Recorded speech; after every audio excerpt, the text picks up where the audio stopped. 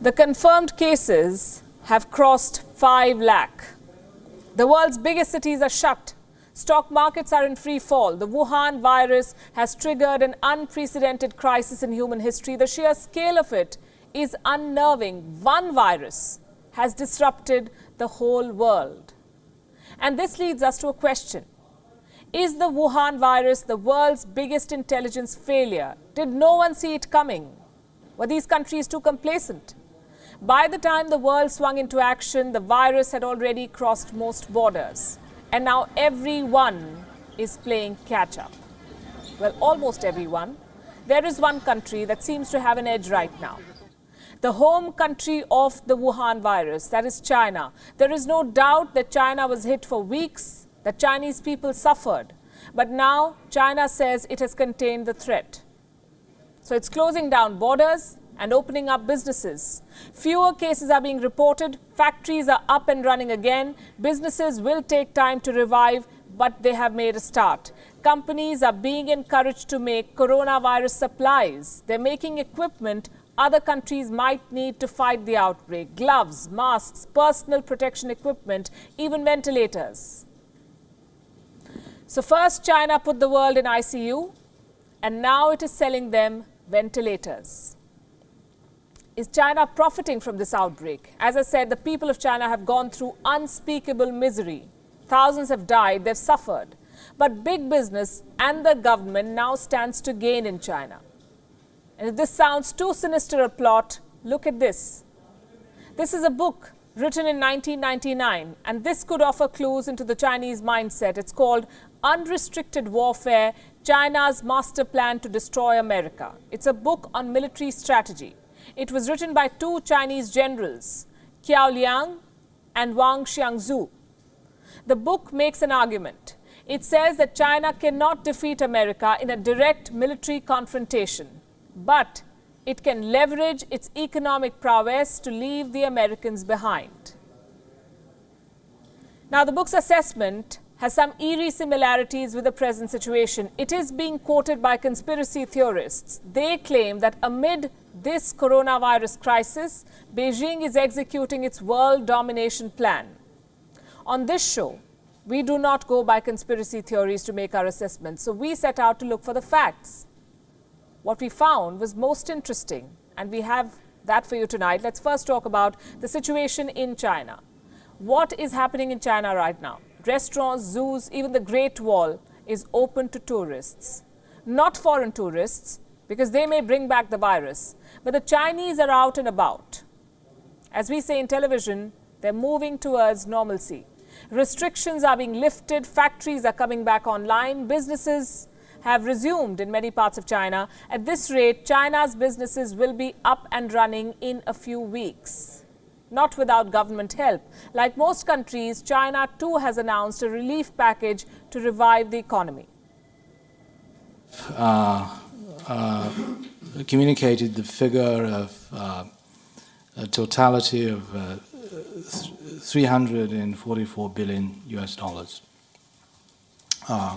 in terms of mainly fiscal measures.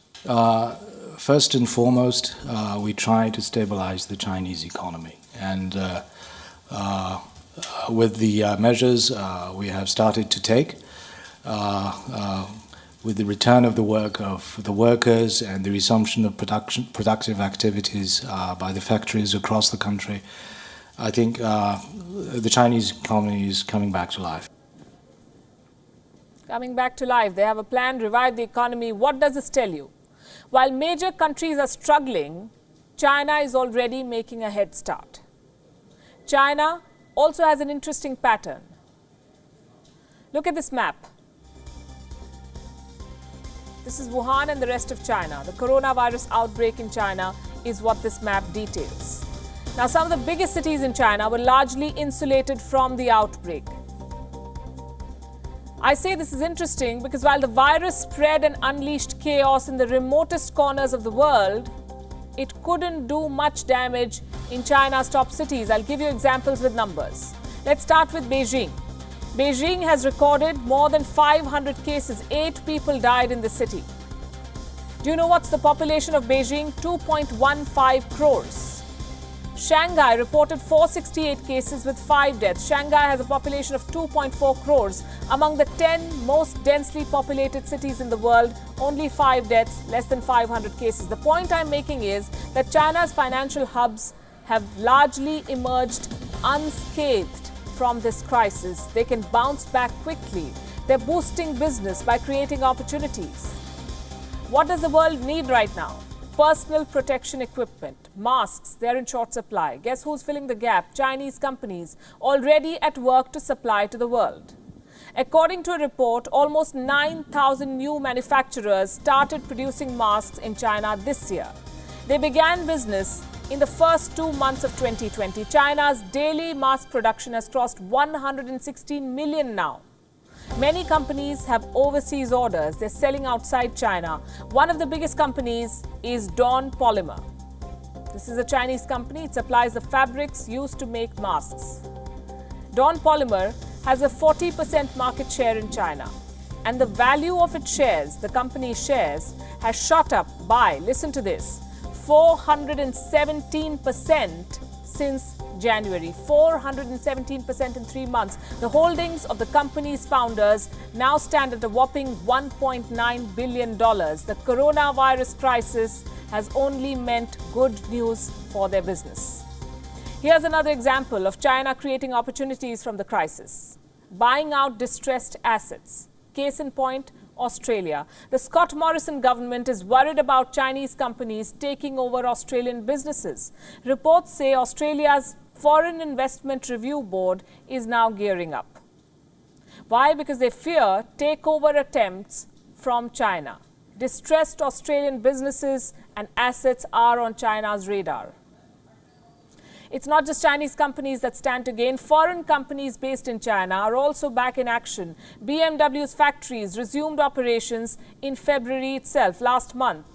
Fiat Chrysler has also restarted production. Foxconn has resumed work in its mainland China factories.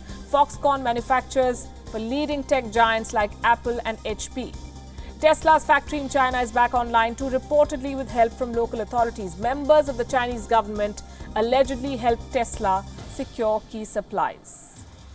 The Chinese government is going the extra mile to make sure businesses resume operations. In Shanghai, most foreign businesses are back in action. All foreign-funded enterprises have resumed operation, with an 80% employee return rate and a 70% business resumption rate. The overall situation is steadily improving. So while it sounds crass to say that a company or a country profits from a pandemic, these are the bitter facts. China exported a virus to the world. Now the world is sick and China is selling them the balm. And while the world tries to heal, China is already up and running.